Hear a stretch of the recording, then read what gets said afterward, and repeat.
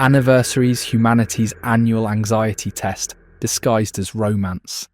They arrive like tax season, predictable, unavoidable, and guaranteed to expose who's been emotionally freeloading. You can feel the quiet panic in the air every time a calendar flips.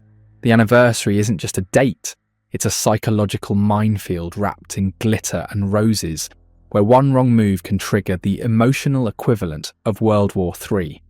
Forget it, and you're branded a sociopath.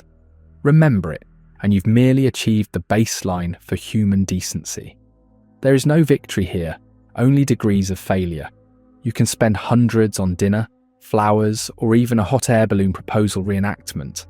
Yet the best response you'll get is, "So you did remember." Congratulations, you've successfully avoided exile.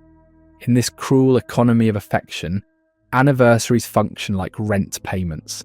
You're not being celebrated for making them, just punished if you don't. Scientists, of course, have a polite term for this chaos: temporal landmarks. Psychologist Thomas Gilovich described them as psychological reset points. Translation: day society collectively decided to make emotionally radioactive. These landmarks act as checkpoints in the mental timeline of your life, dividing the before and after of significant events. For couples, the anniversary marks the official timestamp of when you legally or emotionally signed up for mutual neurosis. Forget your reset point, and the relationship resets itself to single, usually over an argument that starts with, "You never pay attention." The irony is delicious. Our brains are biologically terrible at this.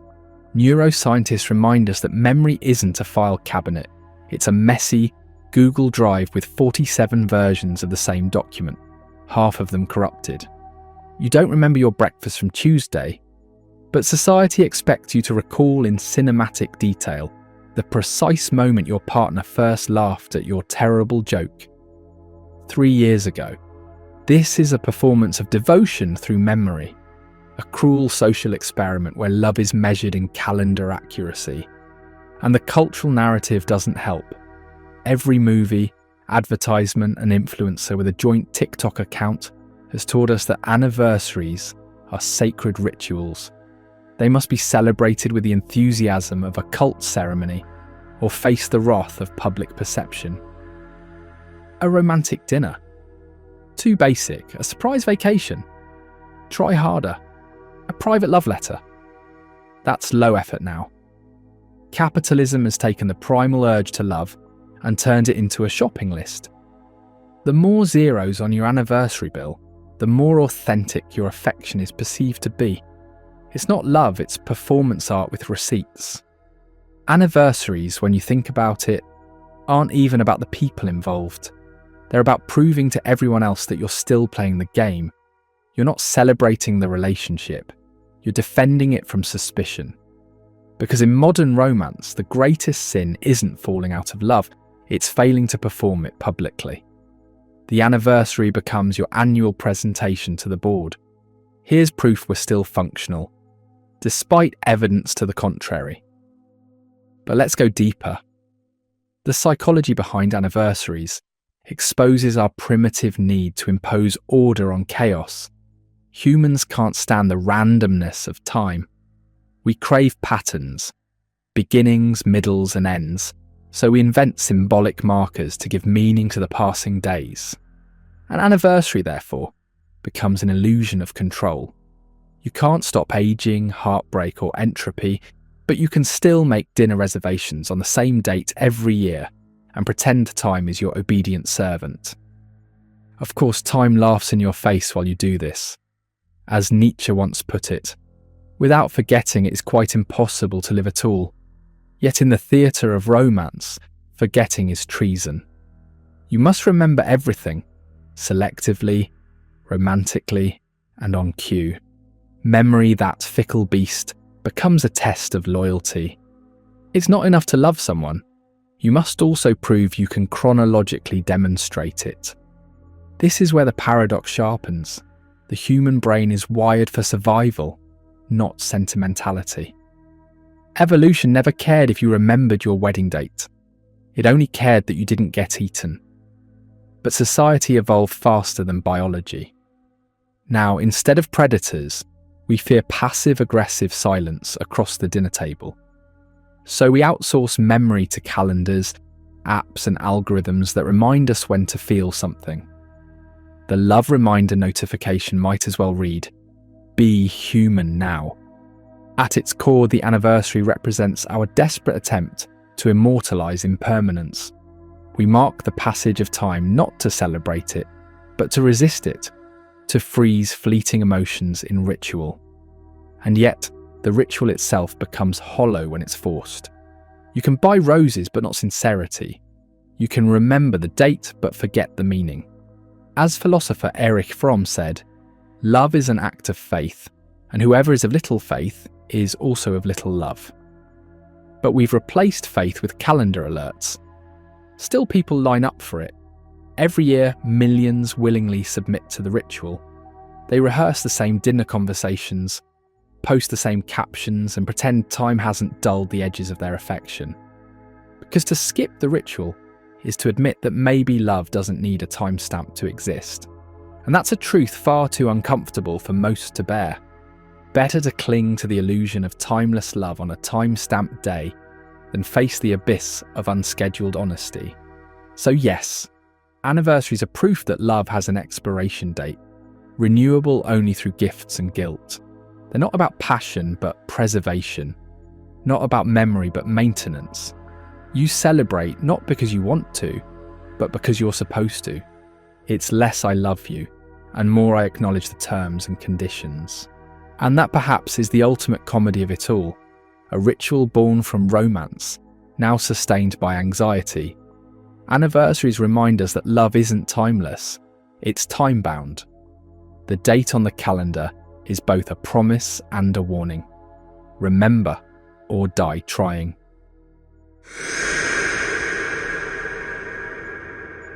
The hippocampus, the brain's little archivist, runs memory like a drunk librarian. It's excellent at spatial awareness, which is why you can find your way back to that overpriced brunch place, but utterly useless at recalling whether your anniversary is June 11th or July 12th. Evolution never prioritized the memorization of romantic milestones. It cared about finding food, avoiding predators, and passing on genes, not remembering the exact day you signed a joint Netflix account. The cruel twist? In modern relationships, misplacing that memory doesn't just get you eaten, it gets you emotionally disemboweled. Your brain runs on a biochemical economy, and anniversaries are the stock market crash waiting to happen. When you remember and celebrate, dopamine, the feel-good neurotransmitter, floods your system. It's the same chemical that makes gambling, social media likes, and perfectly buttered toast feel euphoric. But when you forget, cortisol steps in, the stress hormone equivalent of a fire alarm. Suddenly your nervous system thinks you're being chased by a tiger, except the tiger is your partner holding a wilted bouquet and the phrase, "Do you even care about us?" Congratulations, you've triggered a full-blown emotional cortisol storm. Daniel Kahneman, the Nobel laureate who spent his career dismantling our illusions of rational thought, once said, "Nothing in life is as important as you think it is, while you are thinking about it, except anniversaries." Then it's literally life or death. That's the twisted genius of the human brain. It inflates trivial things when they're emotionally charged. Forgetting your anniversary isn't about the missed date. It's about what it symbolizes in that exact emotional moment. Your brain interprets it as betrayal, not oversight. You might as well have sent a carrier pigeon saying, "I care about literally everything except you." Memory itself is the least trustworthy witness in the world. Neuroscience has proven it's not a recording device, but a remix artist, constantly editing, deleting, and refiling events to fit your current narrative. The moment you recall something, your brain rewrites it a little less accurately each time. It's like playing telephone with yourself. So when couples argue about who forgot what, they're both technically right and equally delusional. Anniversaries, therefore, aren't about memory. They're about obligation dressed up as nostalgia. It's not that you remember because you feel because you're told to remember. And this is where it gets darkly funny. Neurologically speaking, anniversaries hack the brain's reward system like a manipulative app notification. Flowers equal peace, chocolates equal forgiveness, and a handwritten card buys you 48 hours of emotional immunity. It's a Pavlovian loop. Ring the dinner bell of affection, and the relationship salivates with temporary harmony. Forget, and you break the loop. Cue the existential meltdown. The brain doesn't distinguish between social and physical pain. Studies from the University of Michigan show that heartbreak and physical injury activate the same neural pathways. That's right, forgetting your anniversary literally hurts. Your partner's glare is neurologically identical to a mild concussion. Our ancestors, bless them, were spared this nonsense. Early humans didn't live long enough to argue about anniversaries. No one in the Paleolithic era ever said, "Ugh, you didn't remember the day I let you share my cave." Their relationships were measured in survival, not sentiment. The evolutionary timeline didn't leave room for candlelit dinners. It was more, did you kill the mammoth? Than did you book a reservation? Lucky bastards.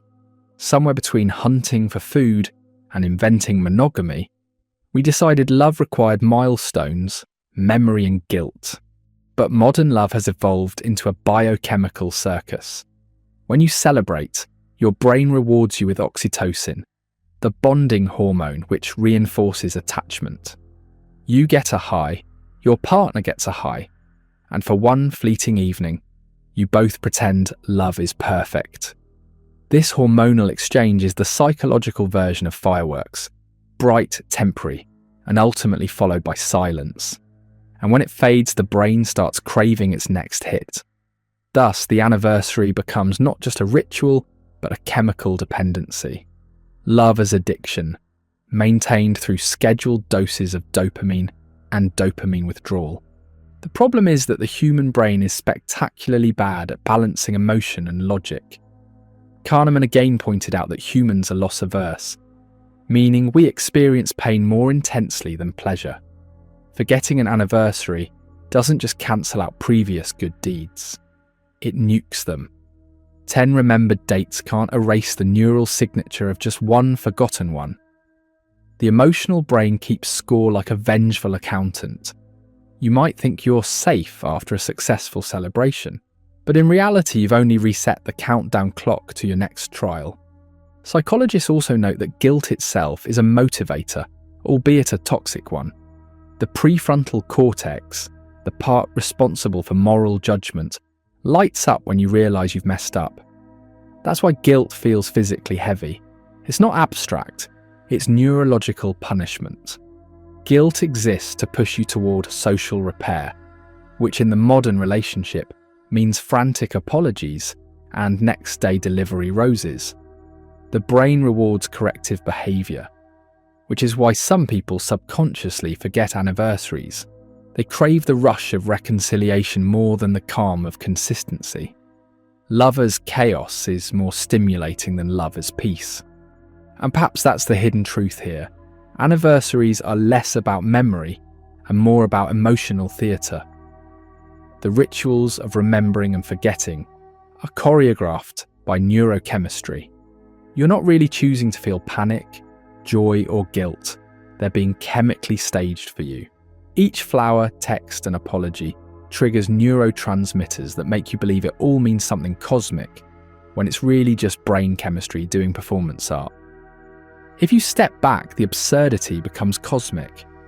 Billions of neurons, evolved over millennia for survival, now dedicate themselves to remembering dinner reservations and heart-shaped chocolates. We've taken a survival machine and repurposed it for romance management. Your hippocampus, the same structure that helped your ancestors navigate forests, is now used to locate the nearest florist on Google Maps. It's tragic, hilarious, and quintessentially human. So the next time you panic about forgetting an anniversary, remember, it's not just social pressure making you sweat. It's your brain hijacking itself.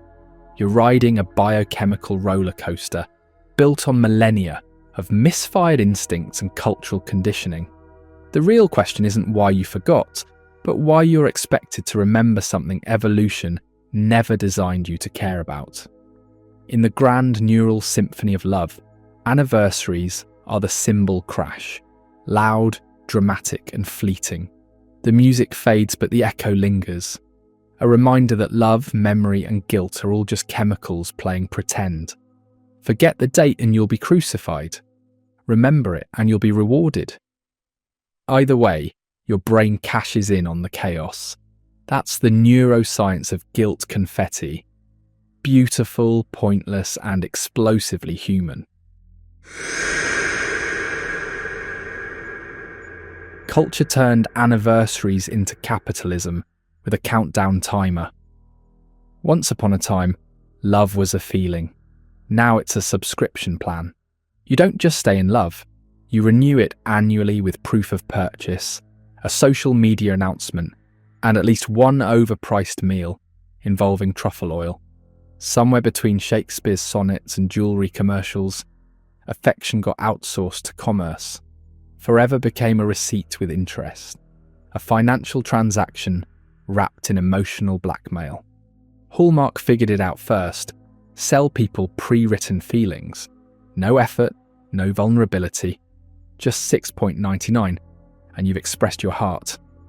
Then came the diamond companies, who somehow convinced humanity that shiny carbon is proof of eternal devotion. Never mind that it's a geological accident. What matters is that it costs 3 months' salary. Love, apparently, is only as deep as your credit limit. And if you can't afford a rock, you can at least post a filtered photo of your dinner on Instagram. Because nothing says authentic connection like public documentation. Roland Barthes once wrote, "What the public wants is the image of passion, not passion itself." He might as well have been scrolling through anniversary hashtags when he said it. Our culture doesn't celebrate love, it curates it. We don't want messy, private devotion. We want photogenic proof. The couple who bickers all year suddenly turns into a perfume commercial every October 14th. It's not romance, it's public relations. The anniversary post becomes a digital hostage note to the algorithm. See, we're fine, still alive, still holding hands. Please don't feed the rumours. The culture has made it clear. Your love is real only if proven annually through acts of performative consumption. A steak dinner that costs as much as rent, jewellery that requires financing, and a social caption that reads like a wedding vow written by ChatGPT. To my person, my everything, my reason. Translation. We argued all week, but this post should reset the scoreboard. The ritual isn't about feeling connected, it's about maintaining social credibility. Forgetting to post is now riskier than forgetting the actual date. If no one sees your anniversary celebration, did it even happen? In the age of digital spectatorship, intimacy without evidence feels like a crime. And let's talk about those anniversary rituals. They've morphed into annual public service announcements. We're still together. Sorry to disappoint, Becky. Every post, every dinner, every bouquet screams reassurance. Not to your partner, but to everyone else. The anniversary has become a PR campaign for couplehood, a declaration of stability in a world that thrives on breakups. It's not a celebration of survival, it's damage control with candle. Meanwhile, Western culture has built an entire economy around this performance. Restaurants raise prices, florists quadruple rates, and influencers release anniversary gift guides, as if love can be monetized by category. The result is a financial blood sport masquerading as sentimentality. You're not choosing how to celebrate. You're negotiating your emotional worth with capitalism as referee. The message is simple. Love more, spend more. Contrast this with other cultures, where anniversaries are subtle, even spiritual. In some traditions, couples simply light a candle, share a meal, or pray for continued patience. An act of quiet gratitude rather than spectacle. Guess who sleeps better? Not the one with the Amex bill, and a partner demanding a photo retake because their smile looked forced. The simplicity of those traditions exposes the Western absurdity. We've turned emotional connection into a financial ritual, a cultural hostage situation where failure to participate equals guilt, shame, and possible singlehood. Sociologists have long noted how consumer culture feeds off insecurity, and anniversaries are a goldmine of it. Love is unpredictable, but spending?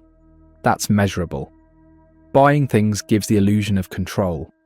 Every diamond, every candlelit dinner, every floral arrangement is a desperate offering to the gods of stability. You're not celebrating the relationship, you're buying emotional insurance. The receipt is your talisman against chaos. Forget that the same flower arrangement costs a third less on any other day. Today it's special, meaning you pay extra for the privilege of not sleeping on the couch. The commercialization also breeds absurd expectations. What used to be dinner and a card is now weekend getaway with drone footage. Each year demands escalation. Last year's gift becomes this year's baseline. There's no cultural cap on effort, only inflation. Love, like the economy, suffers from rising costs and diminishing returns. You start celebrating your month anniversary, your first trip anniversary, even your first argument anniversary. The calendar becomes a battlefield of obligatory sentiment. It's all part of the illusion that love needs milestones to stay alive. Without these pre-packaged rituals, we fear it might dissolve. But the truth is, love doesn't need a stage or a hashtag. It just needs presence. The more we commercialize intimacy, the more hollow it becomes. Philosopher Erich Fromm once said, "Modern man thinks he loses something, time when he does not do things quickly, yet he does not know what to do with the time he gains, except kill it." Anniversaries are the same sickness in emotional form. We rush to perform affection so efficiently that we forget to feel it. This cultural machinery also creates emotional inequality. Those who can't afford grand gestures are made to feel their love is less valid. Capitalism doesn't just sell you objects, it sells you shame. The market tells you that if you don't buy, you don't care. It's a cruel inversion, turning genuine emotion into a competition of optics and income. The poor may have love, but the rich have better lighting. And yet, no matter how cynical we become, the ritual persists. Because culture isn't just something we consume, it consumes us. We participate, not because we believe in it, but because opting out feels like rebellion. No one wants to be the couple who doesn't celebrate anniversaries. It sounds cold, detached, almost sociopathic. So we comply. We smile for the photos, swipe the card, and perform the dance. Deep down we know it's ridiculous, but it's safer to play the part than face the cultural jury. The real hostage situation isn't the event itself, it's the pressure to perform sincerity on command. Every year, love stands trial before the court of public opinion, and the sentence for non-compliance is emotional exile. We've mistaken performance for proof and debt for devotion. So yes, Western culture demands grandeur, while elsewhere a candle flickers quietly. And between the two extremes lies the truth. Love doesn't need witnesses, only memory. But that doesn't trend. So we keep buying, posting, smiling, culture pulls the strings, and we call it romance. Anniversaries are the annual performance reviews of human attachment. Except no one gets a raise, and everyone's terrified of being fired. They function less as celebrations of love, and more as audits of commitment. Are we still pretending to enjoy each other's company? Excellent. Let's light a candle about it. The psychology behind it isn't romance. It's reassurance. The modern anniversary is a ritualized anxiety pill, sugar-coated in champagne and panic-bought roses. Eric Fromm once said, "Immature love says, 'I love you because I need you.' Mature love says, 'I need you because I love you.' Anniversaries, however, say something closer to, 'I love you because I remembered. Please don't murder me with your silence.' It's not love, it's self-preservation wrapped in a gift receipt. In a world where relationships are increasingly transactional, remembering a date becomes a form of currency. You're not proving your emotional depth, you're making a down payment on peace. Psychologically, anniversaries play into our desperate craving for validation. They whisper the question most couples silently dread. Are we okay? But instead of answering honestly, people substitute the truth with effort, or the appearance of effort. The dinner, the flowers, the social media post, these are emotional insurance policies, not acts of devotion. If you celebrate, you care. If you forget, you clearly don't. Binary thinking at its finest. There's no middle ground in love's performance metrics. You can't say, "I forgot, but I'm deeply secure in our bond." The human brain doesn't process nuance when dopamine and insecurity are fighting for dominance. This is what psychologists call reassurance behaviour, the compulsion to prove emotional safety through visible, repetitive acts. The anniversary is its most theatrical form. It's not just love you're performing. It's stability, loyalty, and the illusion of perpetual desire. You're not celebrating the relationship, you're renewing the lease on it. A lease that's month to month emotionally, but annual on paper. And that's where the theatre comes in. The performance of affection is meticulously timed. 24 hours of smiles, champagne and hand-holding, followed by a return to your regularly scheduled programming of dual TikTok scrolling. For one day, you play the version of yourselves that exists only in engagement photos. The version who listens, laughs, and pretends the other's snoring isn't a war crime. Then, once the curtain falls and the dishwasher's loaded, the romance clock resets to 0. It's not love, it's maintenance. From a behavioural psychology perspective, anniversaries act as ritual reinforcement. They reward memory with affection and punish forgetfulness with emotional exile. Forgetting an anniversary isn't neutral. It's heresy. You're not just late, you've violated the sacred social script. Couples often use anniversaries as tests, not to see if their partner loves them, but to confirm if their partner is still paying attention. Attention, after all, has become the new affection. If love once meant "I'd die for you," today it means "I remembered the exact date we signed a legal document." The cruel irony is that most people know deep down that dates don't define love. You can't measure emotional depth in calendar notifications. But cognitive dissonance doesn't care. Try explaining that to your partner while holding wilted grocery store roses at 11:57 p.m, whispering, "It's still technically the day." That's not romance, that's emotional hostage negotiation. Neuroscientifically, the reason anniversaries carry such emotional weight is that they're anchored in anticipation. The brain releases dopamine not when something happens, but when it expects something to happen. The closer the date approaches, the higher the emotional stakes. By the time the day arrives, your partner isn't waiting for a surprise. They're waiting for reassurance that you still know how to try. The anniversary isn't a gift exchange, it's an emotional exchange rate. Socially, anniversaries are about signalling. You're not just performing for each other, you're performing for the world. When you post that photo captioned, "Still my favourite person," you're not speaking to your partner, You're filing a status update for the collective court of public perception. As sociologist Irving Goffman might put it, it's impression management. Love becomes theatre. The couple becomes actors trapped in the longest running production of We're Fine the musical. There's also an undercurrent of fear in all this ritualism, a quiet paranoia that without these gestures, love will quietly disintegrate. We fear emotional entropy.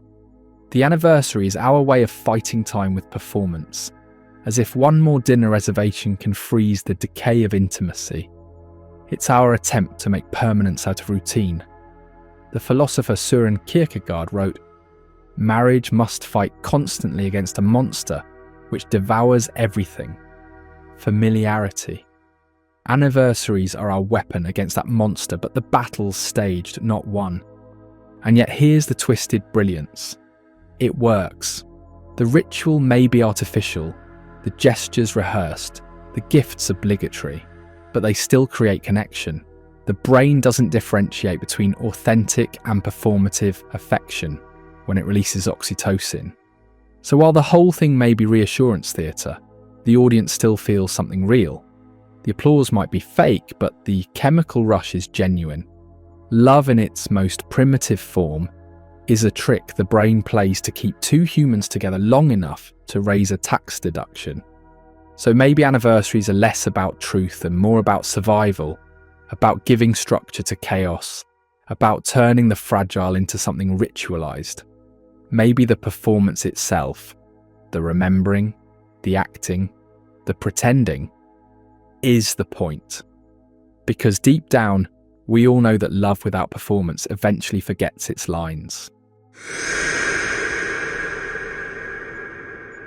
Time was supposed to be the neutral backdrop of human experience.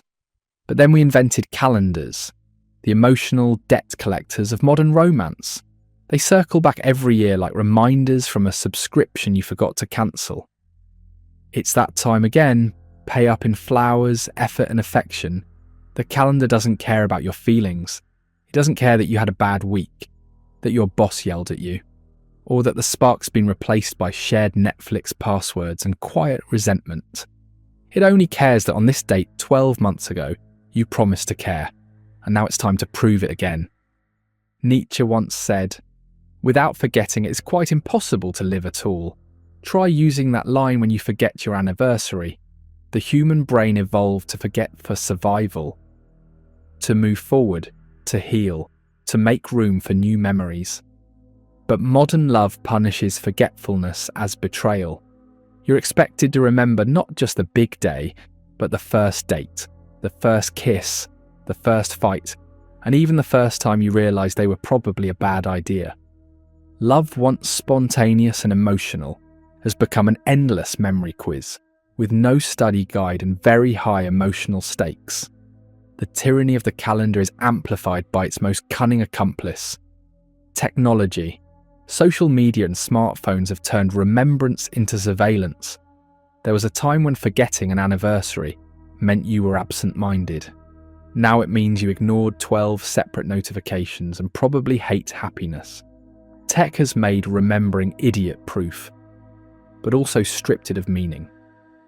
When everything is remembered for you, nothing feels earned. The act of recalling used to carry emotional weight. Now it's just an algorithmic reflex. And ooh, the algorithms, those smug little archivists of our emotional history. They don't just remember, they weaponize nostalgia. On this day 5 years ago, your phone says you met your ex. Enjoy the trauma slideshow. Every heartbreak becomes a recurring subscription to emotional pain. You don't even have to seek it out. It finds you like an unwanted ghost with access to your camera roll. Facebook's memories feature is less a trip down memory lane and more a psychological minefield. Our ancestors wrote love letters. We now get push notifications. The modern lover's greatest rival isn't infidelity, it's the algorithm.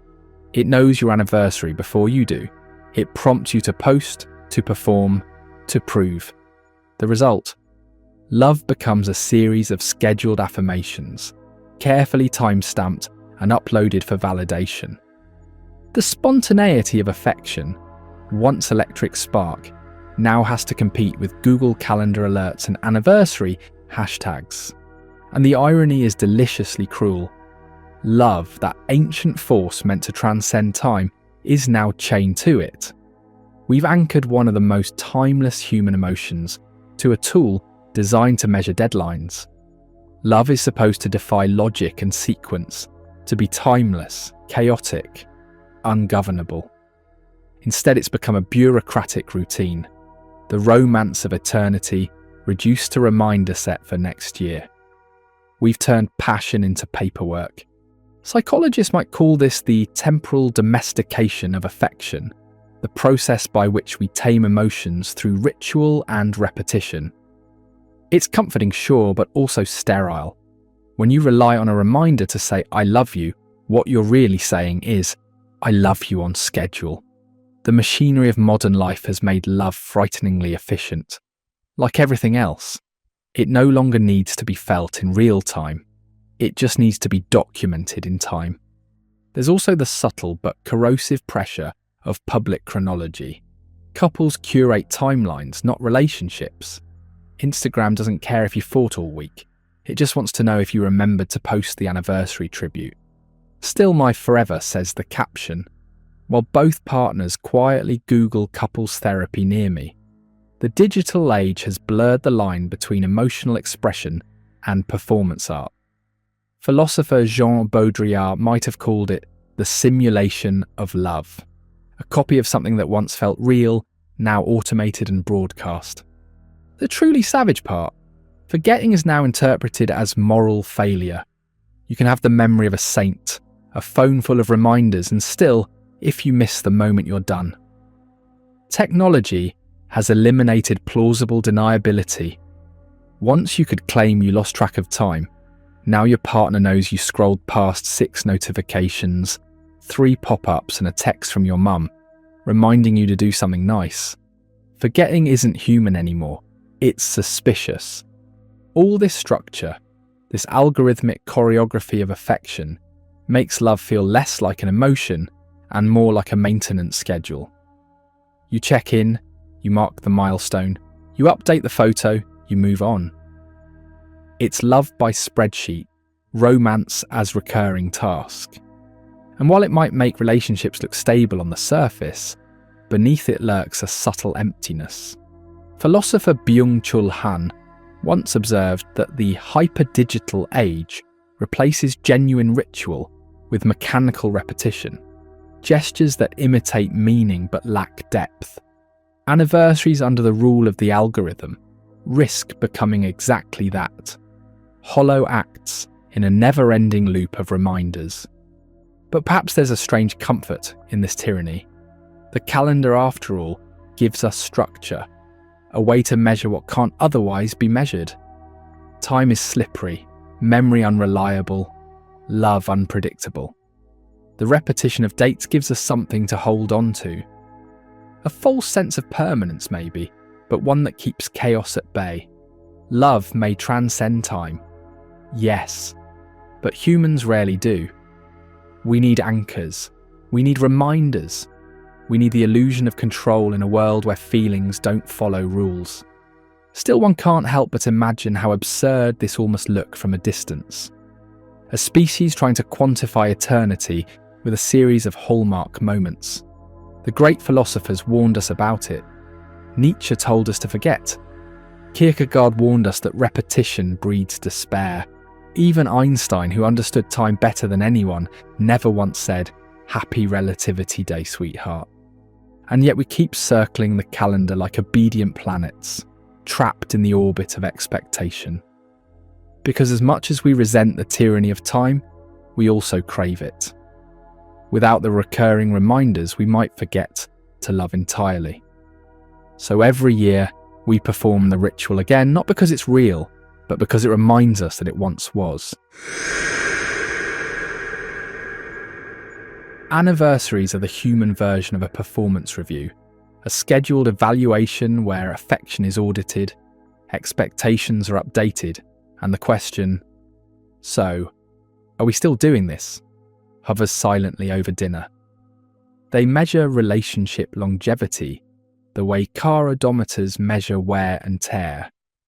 Technically a sign of endurance, but also a record of every pothole, argument and emotional oil change along the way. The longer the mileage, the more impressive the survival, and the more maintenance required to keep it running without the wheels coming off during dessert. Every anniversary is at its core a relationship renewal contract, complete with hidden fees, emotional fine print, and penalties for early withdrawal. You don't just celebrate, you re-sign. You confirm your ongoing subscription to mutual tolerance, selective amnesia, and the shared delusion that this year will definitely be better than the last. Love may be eternal in theory, but anniversaries turn it into a 12-month lease with an option to renew, provided both parties still have their mental stability and receipts. Philosopher Alain de Botton once wrote, "What we call love is often a desire to escape loneliness." And that's really what these yearly rituals are, scheduled maintenance of the escape hatch, a pre-arranged checkpoint that says, we're still running from loneliness together, right? Because without these moments of reaffirmation, relationships drift. Time blurs. You stop noticing the days, then the months, and eventually the person next to you. The anniversary forces a pause, a momentary illusion that love can be contained, time-stamped and celebrated, like a product that passed its safety inspection. But the truth is, anniversaries are less about love and more about proof of concept. Like a startup showing investors it's still viable, couples gather evidence of functionality. Photos, memories, survival stories. The narrative matters more than the feeling. It's not enough to say you're happy. You must present happiness, usually over dinner with candles and a caption that reads, "Still my person. Never mind that you both argued over where to eat for 45 minutes. The important thing is that the annual shareholder meeting of your relationship appears successful." There's a cruel symmetry to it all. Love thrives in the everyday, in the unplanned, unspectacular moments where no one's watching. But anniversaries demand spectacle. They ask love to perform on cue, to dress up and dance for the camera, to prove its worth through curated grand gestures. It's like trying to measure the quality of air by how well it photographs. The best parts of love, the quiet, the flawed, the human, rarely make it to the anniversary post. They don't sparkle under restaurant lighting. Psychologically, this performance has a function. It reassures us that time wasn't wasted. Even if half of that time was spent arguing over Netflix shows, financial stress, or whose turn it was to do the dishes, the anniversary compresses it all into a highlight reel. It's narrative alchemy, transforming mundane endurance into cinematic devotion. We celebrate not because it's perfect, but because it's still standing. In a world where everything expires, jobs, trends, attention spans, lasting another year feels like rebellion. But here's the paradox. The more we ritualize love, the more we risk detaching from its actual substance. Anniversaries can become emotional placebos, symbolic gestures that simulate intimacy while concealing the lack of it. The celebration replaces the connection. The dinner replaces the conversation. The photo replaces the feeling. And so, couples keep renewing contracts for a product they've stopped testing, hoping nostalgia and social expectation will cover the depreciation. There's also a subtle economic undercurrent at play. The celebration industry thrives on the anxiety of validation. Forgetting an anniversary isn't just a relational sin, it's bad for business. Entire marketing ecosystems are built on the fear of not showing enough appreciation on the right date. You're not buying jewellery, you're buying proof. You're not reserving a table, you're reserving forgiveness. The anniversary economy profits from insecurity, selling reassurance in the shape of diamonds, dinners, and decorative sincerity. Still, there's something undeniably human about this ritual of repetition. It's our attempt to impose structure on chaos, to create meaning out of the relentless blur of time. We need markers, checkpoints, anniversaries, small rituals that remind us that continuity still exists in an age of endless scrolling. Maybe that's why we cling to them, even when they feel artificial. Without them, time stretches into an indistinguishable stream of days, and love dissolves quietly in the background noise of routine. But anniversaries also trap us in a strange psychological loop. Each year brings both pride and dread. Pride for having made it this far, dread for realising how fast time keeps slipping away. It's like watching the odometer roll over. You celebrate the number, but deep down you know it's also a countdown. Every candle you light is one closer to the inevitable burnout. Alain de Botton once said that love is a skill, not an enthusiasm. If that's true, anniversaries might be the annual exam, testing whether you've learned anything or just memorised the gestures. And ooh, the gestures. Flowers, dinners, posts, all symbols of devotion, all interchangeable. The problem isn't that they're meaningless, but that they're expected. Expectation sterilises emotion. When every year demands the same proof, sincerity turns mechanical. The first anniversary feels romantic. The 5th feels contractual. The 10th, bureaucratic. By then, love has its own HR department and quarterly performance metrics. Yet maybe that's the point. The ritual is what sustains the illusion, and the illusion is what sustains the bond. We rehearse affection to keep the system running, even when we're tired of the play. Because deep down, no one wants to face the silence that follows when the music stops. Anniversaries, for all their superficiality, give us rhythm. They remind us that we're still part of something, still trying, still choosing, still pretending that forever can be measured in yearly instalments. In that sense, anniversaries aren't failures of authenticity, they're proofs of persistence. Love might not always feel like the sweeping force poets promised, but showing up year after year, even through the dullness and decay, that's its own kind of miracle. Maybe the stopwatch isn't the enemy. Maybe it's the witness, quietly recording that against all odds, 2 flawed humans kept trying to synchronize their hearts in a world constantly trying to desynchronize them. Love doesn't need to be spectacular to be real, but anniversaries, in their absurd, performative way, remind us that even maintenance has meaning. The world runs on updates, renewals, and system checks. Why should love be any different? The only difference is that when this system crashes, you can't call tech support just another dinner reservation. The real paradox of anniversaries is almost poetic in its absurdity. They claim to celebrate timeless love, yet they do so by chaining it to a calendar date. Forever gets an annual check-in, like an over-enthusiastic HR department, verifying if eternity still means 12 more months. What began as a genuine remembrance of connection now functions like a ritualized hostage situation between passion and obligation. We honor love's infinity by measuring it, scheduling it, and monetizing it. Because apparently even forever needs documentation, forgetting an anniversary doesn't erase love. It just exposes how fragile its performance has become. The emotion remains intact, the choreography falls apart. But in the modern relationship economy, the performance is the currency. You can love deeply, quietly, sincerely. But miss the date and suddenly your affection's market value plummets. In an ironic twist, the emotional depth of a relationship can now be judged by how well someone remembers a date. Invented by the Gregorian calendar and marketed by jewellery stores. Forgetting becomes heresy, not because love is gone, but because it wasn't theatrically confirmed on time. Kierkegaard once wrote, "Life can only be understood backwards, but it must be lived forwards. Anniversaries demand you understand backwards while panicking forwards." They turn introspection into logistics.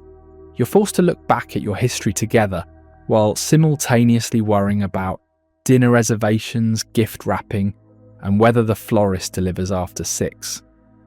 It's existential philosophy meets Amazon Prime panic. Love becomes a timeline you manage. Part nostalgia, part future strategy with a dash of survival anxiety. These celebrations promise permanence but thrive on repetition. The more you repeat the ritual, the more it insists on its own necessity. It's the emotional equivalent of software updates, perpetual, slightly annoying but crucial to prevent crashes. Yet the logic collapses on itself. If love is truly forever, why does it need annual receipts? Shouldn't timelessness, by definition, transcend reminders? Instead, anniversaries operate like emotional subscription renewals. If you don't confirm, your access to affection might expire. And let's be honest, anniversaries aren't about memory anymore. They're about endurance. Love as an endurance sport with cake. 2 people sprinting through arguments, career stress, and existential dread cross the finish line once a year, just to say we're still alive. The medals, dinner, champagne, and a slightly forced Instagram post captioned forever and always. It's less romance and more triathlon, the event where you survive emotional exhaustion, dodge relationship injuries, and collapse victoriously into bed whispering, "See you next year."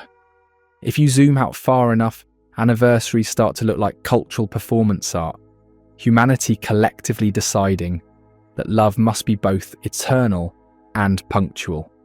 That passion must report for duty on the same day every year. It's absurd, but it's also deeply human. We crave reassurance in a world that keeps erasing meaning. The calendar gives us proof that something endures. Even if it's just a date circled in red ink, proof that, at least for one day, we remembered what we were trying to hold on to. And maybe the truest anniversary isn't on the calendar at all. Maybe it's every morning you wake up and choose not to leave. That quiet, unphotogenic moment when you decide again to stay in the chaos, to keep choosing each other despite the noise, the boredom, the entropy. Love stripped of ceremony exists in those invisible choices, the everyday recommitments no one claps for. Because those moments, the ones that never make it to social media, the ones that aren't marked or measured, are the ones that actually make love last.